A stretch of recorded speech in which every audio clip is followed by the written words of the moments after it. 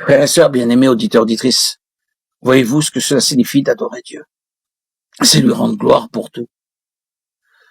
Regardez les voies de Dieu. Lorsque Eliezer vit que les choses se réalisaient exactement comme il l'avait demandé, Genèse 24, 12, 14, lorsqu'il vit que la volonté de Dieu était accomplie, que les choses se réalisaient exactement comme lui-même l'avait demandé. Alors Eliezer inclina sa tête. Il adora le Seigneur en disant: béni soit le Seigneur, le Dieu d'Abraham, mon Seigneur, qui n'a pas oublié sa miséricorde et sa fidélité envers mon Seigneur. Moi-même, le Seigneur m'a conduit sur le chemin de la maison des frères de mon Seigneur. Quand vous êtes confronté à des difficultés pour lesquelles vous avez cherché sa face et que vous les avez victorieusement surmontées, vous réjouissez-vous seulement du succès obtenu? Il n'en fut pas ainsi pour le serviteur d'Abraham. Il a aussitôt adoré le Seigneur. Il aurait pu d'abord parler à Rebecca. Il ne se sentit pas emprunté. Il ne s'est pas mis à considérer la situation. Aussitôt, il inclina sa tête et ses lèvres prononcèrent ces mots: béni soit le Seigneur. J'ai été suffisamment clair. Je désire tellement que vous puissiez voir la relation qui existe entre la gloire et l'adoration.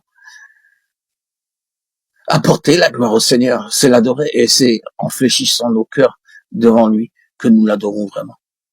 Celui qui a un cœur orgueilleux ne peut pas l'adorer, car il ne s'incline pas devant lui.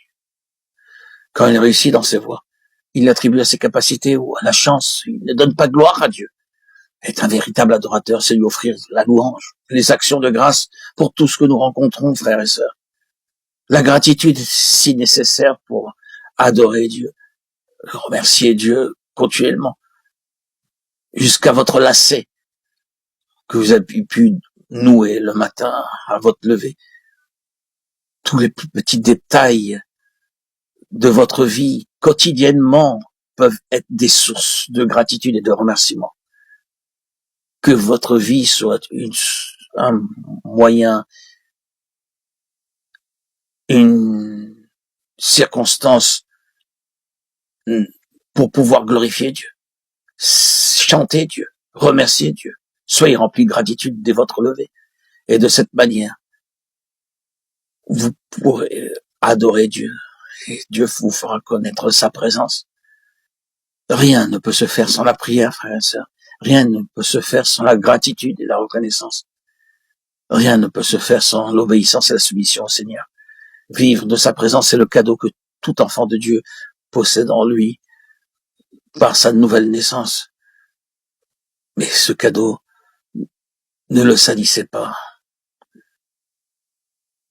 Faites-le briller par vos louanges et vos remerciements, par votre reconnaissance. Acceptez l'épreuve et la douleur en sachant que c'est cela qui va vous amener à connaître et à vivre Christ. Christ n'a pas refusé le chemin du calvaire. Ne refusez pas de prendre votre croix chacun dans son cas particulier. Et à partir de là, votre vie commencera à devenir réellement féconde. Rappelez-vous que c'est de cette manière que le serviteur Abraham, Eliezer, a agi lorsqu'il entra dans la maison de Rebecca pour faire part de sa mission et qu'il trouva Laban et Bethuel disposés à laisser aller Rebecca immédiatement. Il ne s'attarda pas sur sa réussite. De nouveau, sa réaction instantanée fut d'adorer les voies de Dieu. Il s'inclina lui-même en terre devant le Seigneur. Frères et sœurs bien-aimés, auditeurs, auditrices, chers amis, nous devons apprendre à reconnaître les voies de Dieu. Oh, je ne saurais placer cette vérité devant vous avec trop d'assistance. Mais je voudrais le dire et le redire encore. Nous, chrétiens, nous avons besoin de connaître la volonté de Dieu. Mais nous devons aussi connaître ses voies. Nous devons reconnaître ses œuvres, mais nous avons aussi besoin de reconnaître la manière dont il les accomplit. Nous devons apprendre à l'adorer pour ce qu'il est en lui-même, mais nous devons aussi apprendre à accepter avec un élan d'adoration sa manière de faire les choses. C'était là une caractéristique remarquable dans la vie du serviteur d'Abraham. Ses réactions à l'égard de tout ce qu'il rencontrait consistaient à s'incliner devant Dieu en adorant ses voies. Si nos cœurs sont disposés à adorer Dieu, il nous accordera de plus en plus d'occasions pour pouvoir l'adorer. Il en fut ainsi pour Eliezer, alors que le chemin s'ouvrant devant lui à chaque nouveau stade. Il percevait des occasions nouvelles pour adorer Dieu. Dieu prédispose tout ce qui nous concerne afin que nous puissions lui apporter toute l'adoration qu'il désire. Parfois, il rend nos voies si prospères que nous devons reconnaître qu'il en est seul l'auteur et que toute la gloire doit lui revenir.